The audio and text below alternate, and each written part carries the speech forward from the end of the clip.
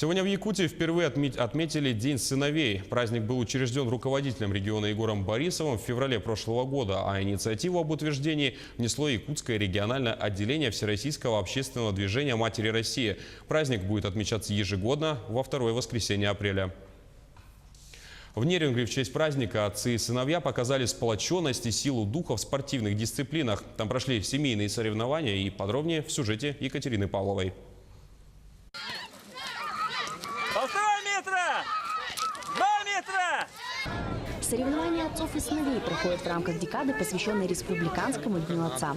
В этом году в мероприятиях приняли участие 5 команд. Для детей, выступающих, это самое главное, что бодрость духа у них есть. Значит, они смотрят на отцов, как я говорю, что пилят, и они гордятся своими отцами. А отец, естественно, гордится сыном.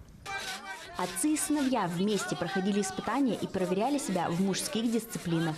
Представляли свою команду в конкурсе «Визитная карточка», отвечали на вопросы интеллектуального конкурса, демонстрировали умения заготовки дров и лазания по столбу, соревновались в лыжных гонках и стрельбе из пневматической винтовки.